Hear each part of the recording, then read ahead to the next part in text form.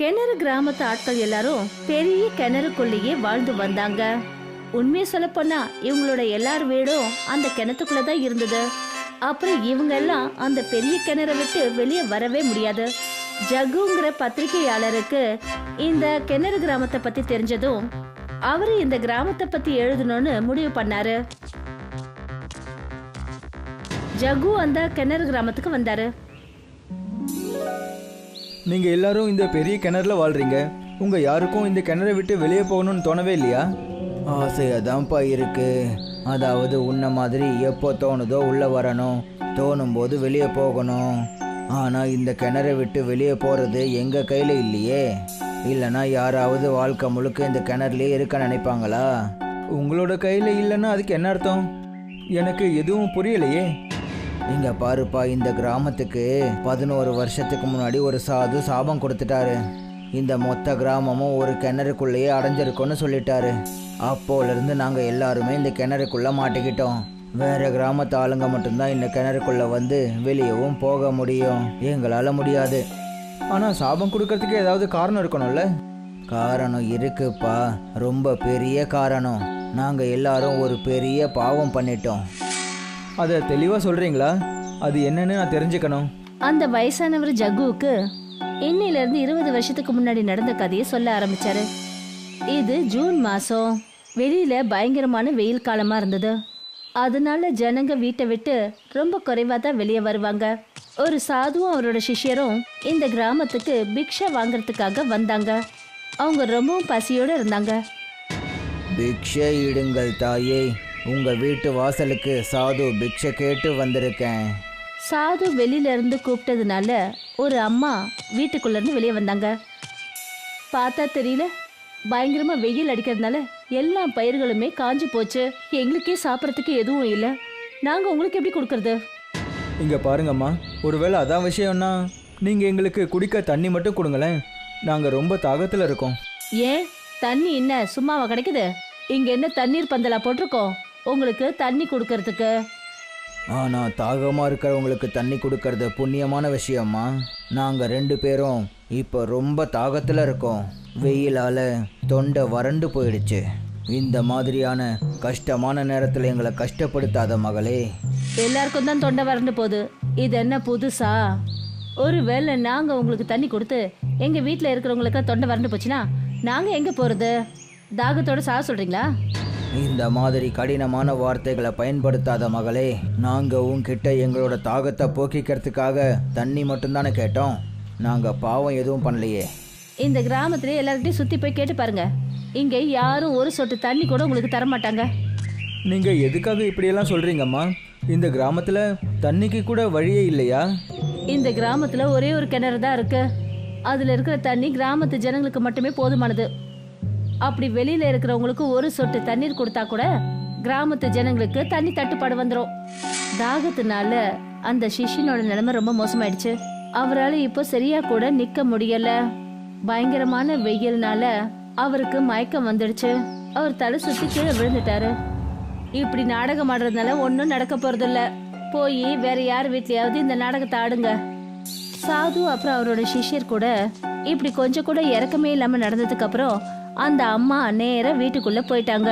அப்புறம் வீட்டு கதவை மூடிட்டாங்க. தைரியத்தை இழக்காத சிஷ்யா, நாம வேற வீட்டு வாசலுக்கு போய் அவங்க கிட்ட கேட்கலாம். சாதுவும் அவரோட சிஷ்யரும் ஒவ்வொரு வீடா கிராமத்துல இருக்கிற எல்லார் வீட்டுக்கும் பிக்ஷை கேட்டு போனாங்க. அங்க யாரும் அவங்களுக்கு பிக்ஷையும் கொடுக்கல, இல்ல தாகத்தை தீக்கிறதுக்கு தண்ணியும் கொடுக்கல. இப்போ என்னோட தைரியத்தையும் நான் இழந்துட்டேன் சிஷ்யா. நான் மனசாட்சி இல்லாத இப்படி ஒரு கிராமத்தை இதுவரைக்கும் பார்க்கல. சாது சன்னியாசிகளுக்கு இவங்க தண்ணி கூட கொடுக்க மாட்டாங்களே. சிஷ்யரோட நிலைமை ரொம்பவே மோசமாயிடுச்சு. பாவம், அவரால் பேசுறதுக்கு கூட முடியல. அவங்க 2 பேரும் அதே கிணற்றுக்கிட்ட நின்றுட்டு இருந்தாங்க. அங்கிருந்து தான் கிராமத்து ஜனங்க தண்ணியை எடுப்பாங்க. தாகத்தை தீர்த்துக்கிறதுக்காக கடைசி முயற்சி பண்ணி சிஷ்யர் அந்த கிணத்தை நோக்கி போனாரு. ஆனா அவர் அந்த கிணத்தை எட்டி பார்க்கும்போது அவருக்கு மறுபடியும் தலை சுத்தல் ஏற்பட்டது. அப்புறம் அவர் கிணத்துக்குள்ள விழுந்துட்டாரு. நீ எதுக்காக இப்படி பண்ண சிஷ்யா? சாது பார்த்தாரு. அந்த கிணத்துக்குள்ள விழுந்ததுனால அந்த சிஷ்யன் இறந்துட்டாரு. அதுக்கப்புறம் அவர் கோவப்பட்டு அந்த கிராமத்துக்கே சாபமிட்டாரு. இந்த மனசாட்சி இல்லாத கிராம மக்கள் என் சிஷ்யனோட உயிரையே எடுத்துட்டாங்க. நான் இந்த கிராமத்துக்கு சாபம் கொடுக்குறேன். என்னோட சிஷ்யன் இந்த கிணத்துக்குள்ள விழுந்து எப்படி இறந்து போனானோ அதே மாதிரி இந்த மொத்த கிராமமும் இந்த கிணறுக்குள்ளேயே தான் இருக்கணும். சாது கோவத்துல விஷத்தை குடிச்சிட்டாரு. அதனால அவர் உடம்பு முழுக்க நீளமா மாறிடுச்சு. அப்புறம் அவர் அந்த கிராமத்தை விட்டு போயிட்டாரு. நாள் போக போக இந்த கிராமம் முழுக்க அந்த கிணறுக்குள்ள முழுகிடுச்சு. கிராமத்தோட கதையை கேட்டதும் ஜக்குவுக்கு ரொம்பவே ஆச்சரியமாயிடுச்சு. உண்மையை சொல்லணும்னா கிராம மக்கள் அப்படி நடந்துக்கிட்டதுக்கு அவங்களுக்கு இந்த தண்டனை கிடைச்சது நியாயம்தான். ஆனால் அவங்க செஞ்ச இந்த தப்புக்கான தண்டனை எதிர்கால சந்ததியும் அனுபவிக்கணுமா என்ன? நாங்க ரொம்ப பெரிய தப்பை பண்ணிட்டோம் கண்ணா. ஒருவேளை அந்த சாது மகாராஜா என்னுடைய வீட்டு வாசலுக்கு வந்திருந்தா நான் அவருக்கு தண்ணி சாப்பாடு கொடுத்துருப்பேன். அப்புறம் இப்படி ஒரு நிலைமை வந்திருக்கவே இருக்காது. இந்த சாபத்திலிருந்து முக்தி அடையிறதுக்கு வேற வழி இல்லையா? அதுக்கான வழியை ஒருத்தர் மட்டும்தான் சொல்ல முடியும். அதாவது அந்த சாபத்தை கொடுத்தவர். கண்ணா, அப்படி அந்த சாது பாபாவை நீ கண்டுபிடிச்சு அவர்கிட்ட வேண்டி கேட்டுக்கிட்டினா, அதாவது அவர் இந்த கிராமத்தை அந்த சாபத்துல இருந்து முக்தி அடைய வைக்கணும்னு இப்படி செஞ்சா உனக்கு பெரிய புண்ணியமாகும்பா. சரி, நான் முயற்சி பண்ணி பார்க்குறேன். ஆனால் நான் அவரை எங்கே போய் தேடுறது? ஒருவேளை அவரை நான் பார்த்தாலும் எப்படி அடையாளம் கண்டுபிடிக்கிறது? இவர் சொன்னார் இல்லையா, அந்த சாது விஷத்தை அருந்தினாருன்னு. அவரு உடம்பு முழுக்க நீளமா மாறிடுச்சு. அப்பத்துல இருந்து அவருக்கு பசியும் எடுக்கிறது இல்லையா, தாகமும் எடுக்கிறது இல்லைன்னு கேள்விப்பட்டோம். அதனால அவர் ஏதாவது ஒரு பாலைவனத்துல தான் இருக்கணும். அந்த இடத்துல தான் சாப்பிட்றதுக்கோ குடிக்கிறதுக்கோ எதுவுமே கிடைக்காது. நீ அந்த மாதிரி ஒரு இடத்த தான்ப்பா தேடி போகணும். ஜகு பல நாட்கள் அழிஞ்சதுக்கு அப்புறமா ஒரு காஞ்சி போன உயிரற்ற பாலைவனத்துல அந்த சாது பாபாவை கண்டுபிடிச்சிட்டான். நான் அந்த கிணறு கிராமம் சார்பாக உங்ககிட்ட மன்னிப்பு கேட்க வந்திருக்கேன். சுவாமி, உங்ககிட்ட ஒரு கோரிக்கை வைக்க வந்திருக்கேன். நீங்கள் அந்த கிராமத்தை சாபத்திலிருந்து விடுவிச்சிருங்களேன். கண்டிப்பாக அப்படி நடக்காது. அந்த பாவிகள் கிராமம்தான் என் சிஷ்யனோட மரணத்துக்கு காரணமானவங்க. ஆனால் சாமி, யாரெல்லாம் அதுக்கு காரணமானவங்களோ அவங்களில் நிறைய பேர் இறந்து போயிட்டாங்க. அப்புறம் உயிரோடு இருக்கிறவங்க அவங்க தப்பு நினச்சி ரொம்பவே கவலைப்பட்டுட்டு இருக்காங்க.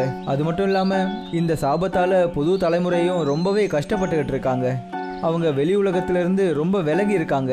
அங்கே இருக்கிற இந்த தலைமுறை மேலே எந்த தப்பும் இல்லைல்ல. அந்த புது தலைமுறையும் அந்த இதயம் இல்லாதவங்களோட தானே. நீங்கள் சொல்கிறது உண்மைதான் சாமி. ஆனால் ஒன்று சொல்லுங்கள், அந்த புது தலைமுறையில் இருக்கிறவங்க மேலே நீங்களும் கருணை காட்டவே இல்லைன்னா அப்புறம் உங்களோட சிஷ்யன் மரணத்துக்கு காரணமானவங்களுக்கும் உங்களுக்கும் என்ன வித்தியாசம் இருக்குன்னு சொல்லுங்க பார்க்கலாம். ஜகு வேண்டி கேட்டுக்கிட்டதுனால சாதுவோட மனசு உருகிடுச்சு. அப்புறம் அவர் அந்த கிணறு கிராமத்தை தன்னுடைய சாபத்துல இருந்து முக்தி அடையறதுக்கு ஒத்துக்கிட்டாரு. அந்த சாபத்திலிருந்து முக்தி அடையணும்னா அந்த கிராமத்து மக்கள் எனக்கு நீர் கொடுக்கணும். அப்புறம் அந்த கிணத்து தண்ணியிலிருந்து சமையல் பண்ணி என் வயிறு நிறைய எனக்கு உணவு கொடுக்கணும். அவங்க எல்லாமே பண்றதுக்கு தயாரா இருக்காங்க சாமி. நீங்க தயவு செஞ்சு என் கூட வாங்க. ஜகு சாது பாபாவை அந்த கிணறு கிராமத்துக்கு கூட்டிட்டு வந்தாரு. அப்புறம் சாது பாபா என்ன சொன்னாரோ கிராமத்து ஜனங்க கிட்ட சொன்னாரு.